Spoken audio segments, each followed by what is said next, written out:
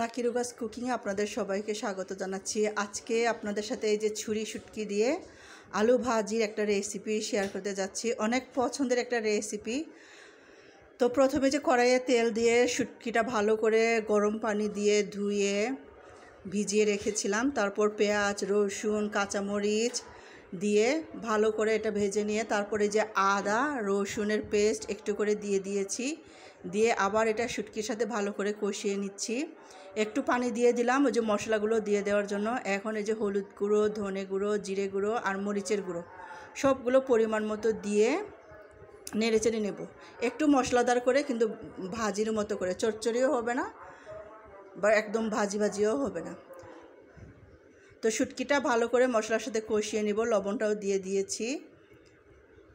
এই ছুরি শুটকির গন্ধটা অনেক বেশি ভালো লাগে আর অনেক সুন্দর ফ্লেভার আসে। যেভাবে রান্না করি সেইভাবে খেতে অনেক বেশি মজা লাগে। এক এক সময় যেটা হয় যে বেশি কিছু রান্না করতে ইচ্ছে করে না, তো সেদিন যদি যেরকম করে একটু শুটকি দিয়ে একটু আলুটা এরকম করে রান্না করে খাই তাহলে ভালোই লাগে। আলু চচ্চড়ি একরকম, আবার একদম চচ্চড়ি না করে শুকনো শুকনো একদম মশলা ভালো করে শুটকিটা কষিয়ে নিয়ে তারপর আলুটা দিয়ে একদম শুকনো শুকনো মাখা মাখা করে রান্না করলে অনেক মজা লাগে। এখানে কিন্তু খুব বেশি পানি দিব না। আলুটা আমি খুব সুন্দর করে যে কুচি করে নিয়েছি, এটা কাটার দিয়ে কুচি করেছি। এই কাটার দিয়ে আলু কুচি করতে অনেক ভালো লাগে।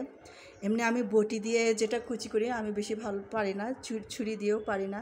কেমন জানি ছোট বড় হয়ে যায়, এক একটা অনেক বড় হয়ে যায়, এক একটা অনেক ছোট হয়ে যায়। আসলে এগুলো ধৈর্যের কাজ, ধৈর্য নিয়ে ঠান্ডা মাথায় করলে পারবো না এরকম পারবো, কিন্তু এক এক সময় ইচ্ছে করে না। আর আমরা যে গৃহিণী না, আমরা অনেক ব্যস্ত থাকি, এটা অনেকেই বুঝতে চায় না। সব কাজ ধৈর্য নিয়ে করা যায়, কিন্তু যখন পুরো যাবতীয় কাজ সংসারের করতে হয় তখন আসলে এটা সম্ভব হয় না। আমি যেমন সাধারণ ফ্যামিলির একটা গৃহিণী, আমাকে পুরো সংসারের কাজ করতে হয়। তারপরে যে ভিডিও করতে গেলে রান্নার একটা অনেক বেশি সময় লাগে, তো সেই জন্য অনেক সময় পারি না অনেক কিছু করতে। তো এই যে দেখেছেন কিভাবে রান্না করছি, ঢেকে বেশ কিছু সময়টাকে আমি ঢেকে রান্না করেছি, আলুটা যেন সুন্দর নরম হয়ে আসে। আর যেটা হয় এরকম ননস্টিক কুকারে রান্না করলে কিন্তু একটু টেনশনটা কম থাকে।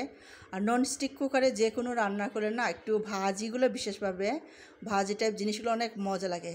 কাটার দিয়ে কেটেছি না, লাস্টে যে হাত কাটার বয়ে কিছু অংশগুলো রেখে দিয়েছি, সেটা পর্যন্ত নরম হয়ে গেছে। তার বুঝতে পারছেন আমার রান্নাটা একদম হয়ে গেছে। এটা কিন্তু এখন নামিয়ে নেব। এটা গরম গরম ভাতের সাথে খেতে অনেক বেশি মজা লাগে। আর আমি যেদিন আমার অন্য কিছু রান্না করতে ইচ্ছে করে না, যখন আমরা পরিবারের নিজেরা থাকি, বিশেষভাবে আমার মা মেয়ে, আমরা তিনজনের জন্য যখন আমি রান্না করি, এইরকম করে রান্না করে খাই নিজের পছন্দ মতো একদম, এটা অনেক মজা লাগে। আমার মেয়েটাও অনেক পছন্দ করেছে,